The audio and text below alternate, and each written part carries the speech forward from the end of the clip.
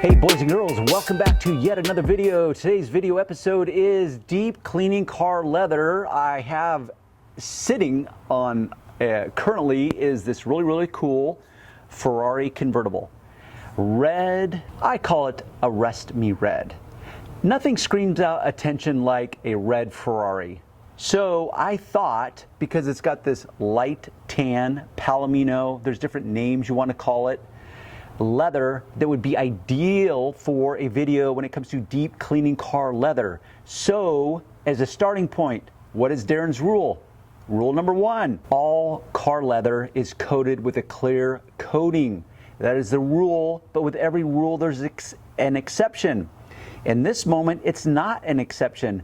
The reason I chose this car is because it has highly detailed seats. It's a very expensive Ferrari, and even in very expensive luxury sedans and exotics like this, it still uses, or the manufacturers still use coated car leather. So the greater point is this: all those dedicated car leather cleaners, leather conditioners become irrelevant in that moment. I'm trying to simplify your world, make you more effective, efficient, safe, economical, profitable, call it whatever you want. So with that said, let's get started. Let me quickly set up the context of this moment, show you this very cool Ferrari and the seats specifically. Now, let me start here. You see those seats? Most people, and this is what I call normal viewing distances, most people would call that very clean leather. It is clean, but isn't clean itself an ambiguous or a very generalization? And once again, Darren does not do generalizations. Darren does detail. So I want to deep clean this car leather because upon closer scrutiny, not only do you see that it is a highly detailed seat, lots of nuances to it. That not only makes it more difficult in cleaning, but it makes it more difficult in scrutinizing it, because your eye, it's like it goes into autocorrect mode, where you're picking up all these details and your eye overlooks the dirt.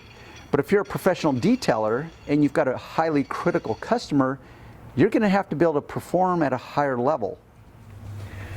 Okay, let's go through the steps, people, before I deep clean this leather. I'm using protection. Now, because I'm going to bust out my go-to chemical in the moment, which is the simple green diluted down 10-to-1, I don't need to wear this for health reasons. I'm wearing this to protect the leather. What I mean by that is that you might have burrs or cuts on your fingernails. You may think it's trivial until it's not. And what I mean by that is wait for the moment where you did not take the caution and you have a subtle little sharp edge on your fingernail, and you go about your business and you're anxiously engaged in this good cause of cleaning leather, and now you do a quick swipe and suddenly that little burr on your fingernail has created a gouge in the leather. That regret will last a lifetime or a very long time. We don't want that. Hence the rubber glove. Secondly, not only do we pre-vacuum, even though this is leather, it's a non-porous material, so it's different than carpeting, but we still pre-vacuum because there's still nooks and crannies that, for example, let's say Johnny, car owner, likes to eat in his car. He sheds dander from his hair. So there's going to be loose debris that we want to remove first before we introduce any liquids into the equation. As far as safety goes, you want to verify that the tip of your vacuum attachment is deburred, as in smooth, as in nothing's going to damage the car leather. So there's the initial tips. Yet again, here is my go-to. Simple green. It's a concentrate, biodegradable, environmentally safe, VOC compliant, non-caustic, non-abrasive, non-flammable.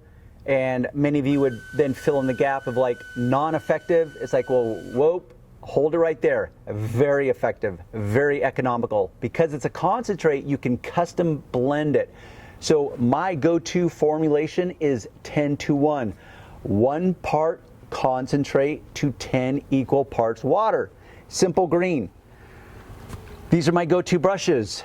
Now, many of you, if it's your first rodeo when it comes to cleaning car leather, because you have likely been trained to think that leather is oh so delicate and fragile, that you have to use special tools, special cleaning brushes. Often you'll see these videos of guys, in fact, using a brush. Like this is literally a makeup brush that a woman uses on her face. They will use a brush and they will delicately sit here and agitate it and talk about cleaning the pores and opening the pores up so you can get the dirt out of it. And it's just hype. It literally is just hype. Yes, I get it. It's entertaining. It makes for a good video, but it's just BS. Because first off, this will work assuming that your car leather is perfectly clean. So if your car leather is perfectly clean, by all means, bust out one of these. But if it actually has dirt on it, this is going to be very disappointing because it's not going to work. What works? Well, my go-to tools are these. It is a non-abrasive scrub pad, a nylon scrub brush. Now, upon first feeling this, many of you, if you were here with me, would freak out. Like, Darren, okay, first off, I would not use that on the leather in my entry-level minivan. Never mind on a very expensive exotic Ferrari. Well, guess what? Car leather, and specifically the clear coating they put on car leather, is very durable, way more durable than you think. In fact, I just responded to an email today from a guy named Sean who got some wipes from either Walmart or Costco. I don't remember what they were, but they were like baby wipes. He used it on his brand new leather and he went into freak out mode thinking, oh my gosh, did I ruin my leather? No, you did not. It would be very difficult to ruin your leather. Yes, you can do it, but the point I'm trying to illustrate is it's not as fragile as that many of you have been led to believe from whether it's YouTube videos or your friends that know everything about everything in the world. So, this leather, while it looks very clean, can be cleaner. That's my goal, deep cleaning. But because this leather has so many nuances to it, these brushes will be my starting point. So I'm going to clean it with the basic methods first. Then I'm going to work myself down that rabbit hole of deep cleaning. But I'm not going to change my product. I'm simply going to change and finesse my techniques with different brushes.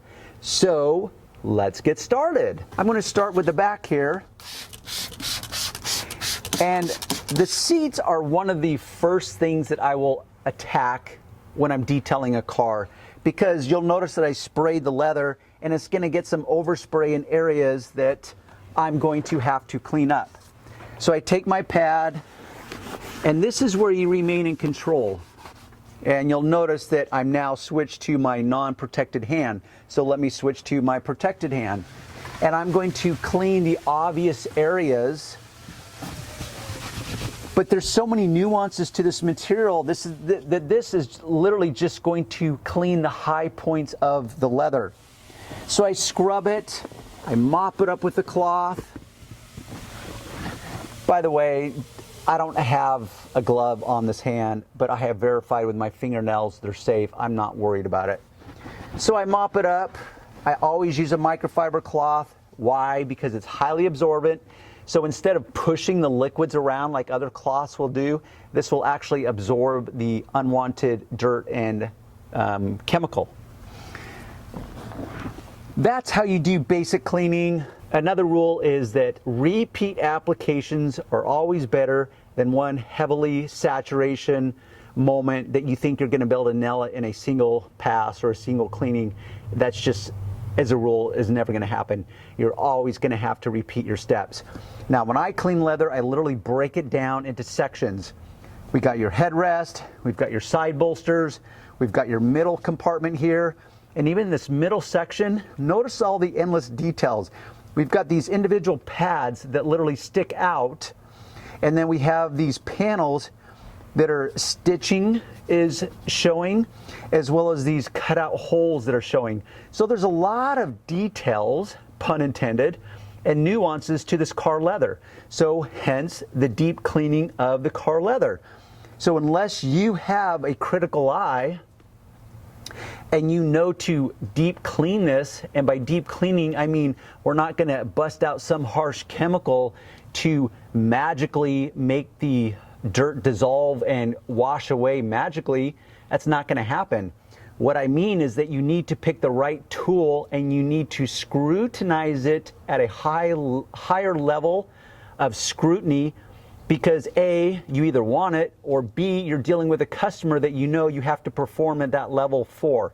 So that's why we want to deep clean.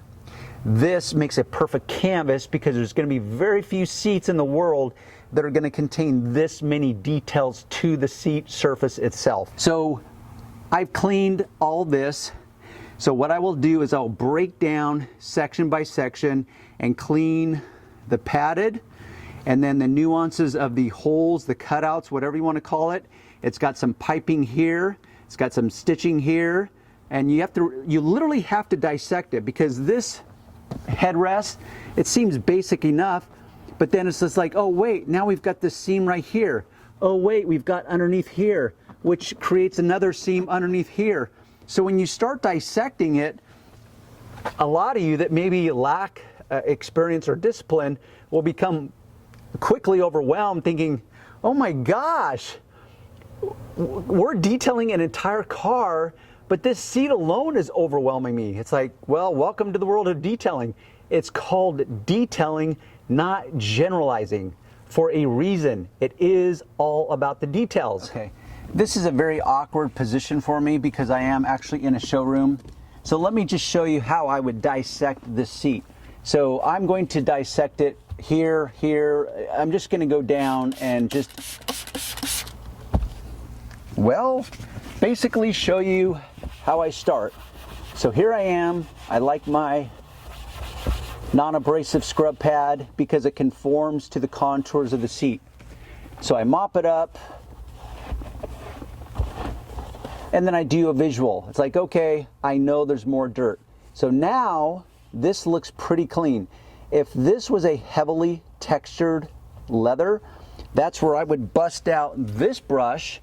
I would go in, scrub it more so that these bristles can go into the texture of that leather. But this leather is actually rather smooth overall. But it's the details of the seat that make it more difficult.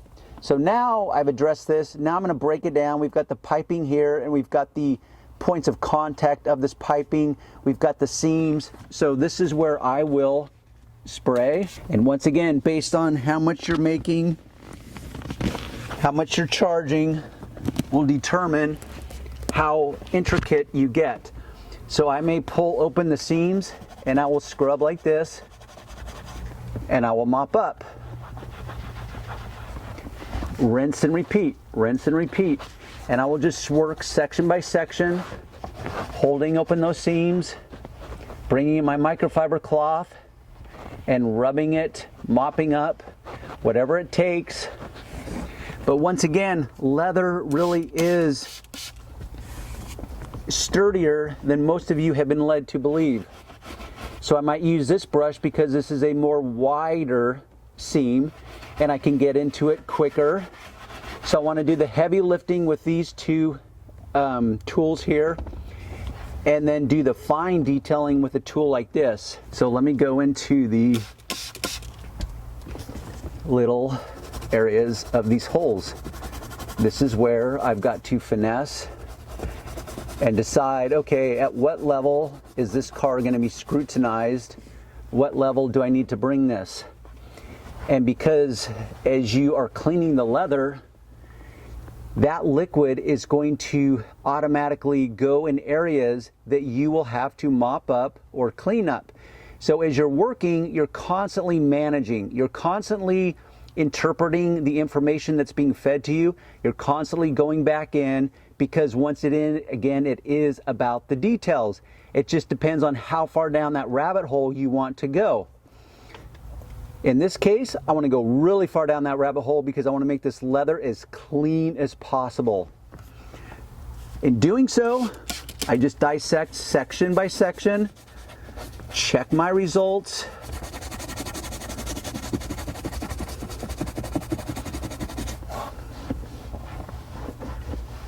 and then decide, okay, clean enough, time to move forward to the next section.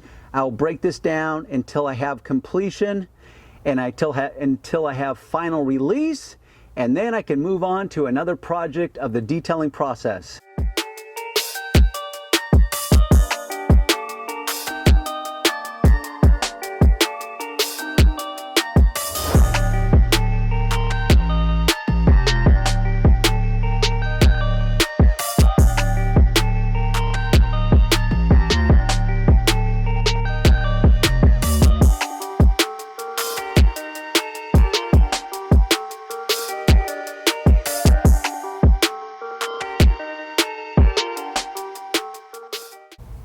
Now, rather than bore you guys even more than I already do, I'm going to continue to clean this leather. Hopefully you've learned a little something along the way. At this point, you have a few options as to what you do. You can watch my other videos, what has to do with car leather conditioner. I would default to one of my Q7 products. And by mine, I'm meaning the ones that I've purchased, the Q7 detailer, the Q7 wax, or the new tire lotion, based on the appearance you want, based on your understanding. As far as, it's not so much about understanding, it's just going to be based on you and your mind. Like, oh, do I want a leather conditioner that's a form of tire dressing that's going to enhance it visually more than the wax or the detailer? Do I in fact want a wax on my clear coating? So that's where you just have to debate, but you do have choices. In this moment, it's just about deep cleaning. I hope you learned something. With that said, don't forget to give it a thumbs up, and we will see you on the next video.